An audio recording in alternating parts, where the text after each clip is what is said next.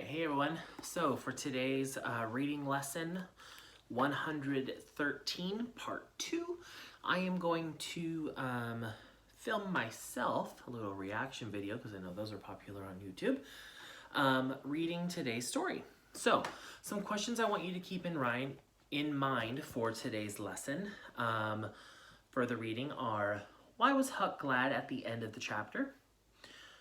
Explain what happened when Welshman and his sons sneaked up on Outlaw Joe. Why do you think Huck had such a hard time making up a story? And do you think Tom would have told a better story if he had been in Huck's place? Explain your answer. And why did Huck think the treasure was still in number 2? So, keep those in mind for today's reading. Now let us begin. Lesson 113, Chapter 23. Huck's story. At the crack of dawn on Sunday morning, Huck came groping up the hill and rapped gently at the old Welshman's door. The residents were asleep, but it was a light sleep, on account for the excitement of the night before. A call came from the window. "Who's there?" Huck's scared voice answered in a low tone. Please let me in. It's only Huck Finn. It's a name that can open this door, night or day, lad, and welcome." These were strange words to the boy's ears, and the most pleasant he had ever heard. The door was quickly unlocked, and Huck entered. He was given a seat while the old man and his sons speedily dressed themselves. "Now, my boy, I hope you're good and hungry, because breakfast will be ready as soon as the sun's up, and we'll have a piping hot one, too. The boys and I hoped you'd turn up and stop here last night." "I was awful scared," said Huck, "and I ran. I took off when the pistols went off, and I didn't stop for 3 miles. I've come now because I want to know about it. You know, I came at daylight because I didn't want to run across them devils, even if they was dead." "Well, poor chap," the Welshman answered, you do as if you'd look... My apologies. You do as if you'd had a hard night. You do look as if you'd had a hard night. But there's been a bed here for you when you've had your breakfast. No, they ain't dead, lad. You see, we knew right where to put our hands on them, thanks to you. So we crept along on tiptoes till we were within 15 feet of the scoundrels. And just then, I found I was going to sneeze. It was the meanest kind of luck. I tried to keep it back, but no use. It was bound to come, and it did come. I was in the lead with my pistol raised, and when the sneeze came, the scoundrels tried to get out of the path. I cried out, 'Fire, boys!' and blazed away in the place where they were. So did the boys, but those villains were off in a jiffy, and we ran after them down through the woods. I judge we never touched them." The Welshman paused, then continued. "They fired a shot apiece as they started, but their bullets whizzed by and didn't do us any harm. As soon as we lost the sound of their feet, we quit chasing and we went down and stirred up the sheriff. He got his deputies together and went off guard the riverbank. As soon as it's light enough, they're going to look in the woods. My boys will be with them presently. I wish we had some sort of description of those scoundrels. It would help a good deal. But you couldn't see what they were like in the dark, lad, I suppose?" "Oh, yes, I saw them downtown and followed them." "Splendid! Describe them, my boy." "Well, one's the old deaf and mute man that's been around here once or twice, and the other's a mean-looking, ragged..." "That's enough, lad. We know the men. I came upon them in the woods back of the widow's one day, and they slunk away." Then he turned to his sons and said, "Off with you, boys, and tell the sheriff. Get your breakfast tomorrow morning." The Welshman's sons departed at once. As they were leaving the room, Huck sprang up and exclaimed, "Oh, please don't tell anybody it was me that told on them. Oh, please." All right, if you say it." "Huck, but you ought to have the credit for what you did." "Oh, no. Please don't tell." When the young men were gone, the old Welshman said, "They won't tell, and I won't. But why don't you want it known?" Huck would not explain, other than to say that he already knew too much about one of those men, and that he would be Killed for knowing it, sure. The old man promised secrecy once more and said, "How did you come to follow those fellow lad?" Huck was silent while he thought of the answer. Then he said, "Well, you see, I've got a hard life, and sometimes I can't sleep much on account of thinking about it. And that was the way it was last night. I couldn't sleep, and so I came up on the street about midnight. When I got up to that old brick store by the hotel, I backed up against the wall to think. Well, just then along comes the two chaps slipping along close by me. One had something under his arm, and I reckon they stole it. One was a smoking, and the other wanted a light. So they stopped right before me, and the cigars lit up their faces. And I see the big one was the deaf and mute man, and the other was a rusty, ragged-looking devil. Could you see the rags by the light of the cigars?" The question staggered Huck for a moment. Then he said, "Well, I don't know, but somehow it seems as if I did." Then they went on, and I followed him. Yes, that was it. I wanted to see what was up. I followed him to the widow's gate and stood in the dark, and I heard the ragged one beg to spare the widow's life. And the deaf and mute man swear he'd kill her, just as I told you, or your two.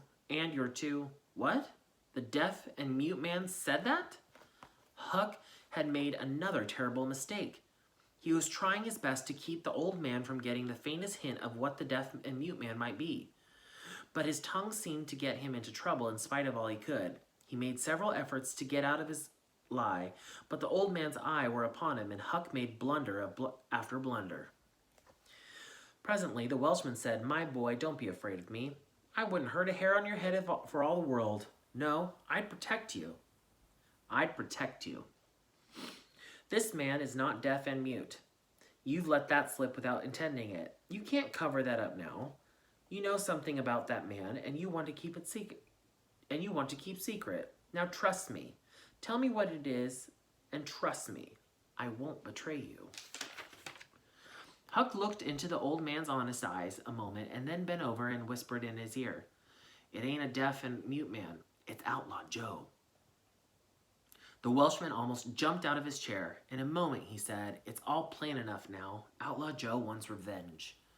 During breakfast, the talk went on, and the old man said that the last thing he and his sons had done before going to bed was get a lantern and examine the area near the gate for marks of blood.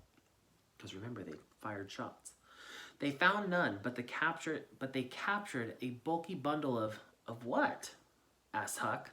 If the words had been lightning, they could have leaped more quickly from Huck's lips. His eyes were staring wide now, and his breath was held, waiting for the answer. The Welshman stared in return. 3 seconds, 5 seconds. Then he replied, "Of burglar's tools. Why? What's the matter with you?"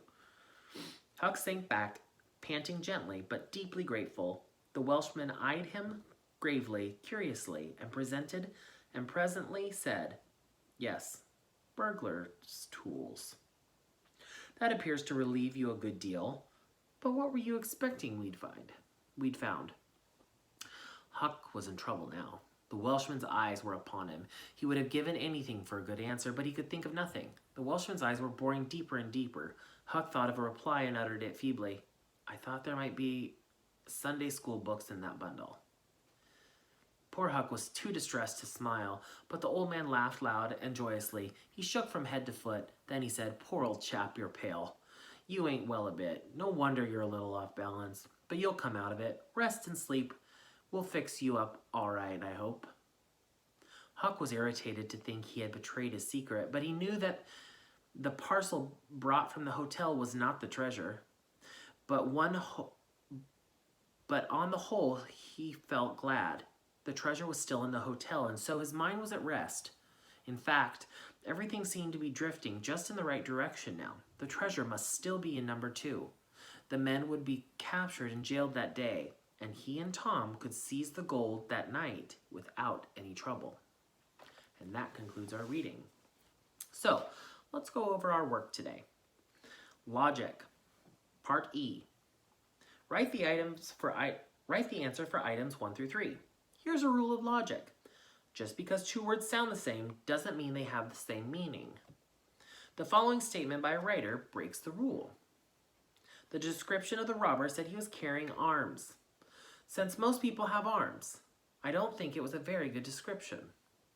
Which word has two meanings in this statement? Question 2. What does the writer think the word means? Question 3. What is the word supposed to mean? Now, part F, inference. Read the following passage and answer the questions. Tolerant and intolerant trees. Some trees do not need much sunlight to survive. These trees are called tolerant. A tolerant tree can survive in the shade. Trees that cannot survive in the shade are called intolerant. The top of an intolerant tree must be in full sunlight. Intolerant trees are usually fast growers. They have to grow fast to survive. If seeds from different trees fall on the bank of a river, the fastest growing trees are going to get the sunlight. The slower growing trees will be shaded by the faster growing trees. If intolerant trees were slow growers, they would be shaded and then die. Just as intolerant trees are usually fast growers, tolerant trees are usually slow growers because they can survive in the shade. They don't have to grow fast. Question 1. A Douglas fir is an intolerant tree. Is it probably fast growing or slow growing? Question 2. In that question answered by words or, question 2. Is that question, so question 1, are you answering that question by words or by a deduction? Remember, a deduction is you're making an answer based on what it says in the reading. Doesn't actually say it, but you're gathering the facts to make the deduction. Question 3. What are trees that can survive in the shade called? 4. Did you find that answer by words in the text or from a deduction? Question 5. What are trees that can survive in the shade called? Question 6. Did you answer question 5 using words or deduction? 7. You can find young white oak trees growing beneath Douglas fir trees. What do you know about those white oaks? Question 8. Did you answer question 7 using words or a deduction? Part G, comprehension. The questions I had you keep in mind for today's reading. Question 1. Why was Huck glad at the end of the chapter? 2. Explain what happened when the Welshman and his son sneaked up on Outlaw Joe. 3. Why do you think Huck had such a hard time making up a story? 4. Do you think Tom would have told a better story if he had been in Huck's place? Explain your answer. Question 5. Why did Huck think the treasure was still in number 2? For these questions, they need to be in complete sentences. You can't just write one word or two word answers. Part H, writing. Pretend that Tom had followed the men to the widow Douglas's place. Write the story that Tom might have told the Welshman. Try to answer the following questions. How would Tom explain why he was outside the hotel? How was Tom able to see what the men were wearing? What did Tom hear when discussing? What did Tom hear the men discussing? Why did Tom come to the Welshman for help? Where did Tom go when he heard gunfire? Make your story at least 80 words long. All right, your independent work begins now. Get busy.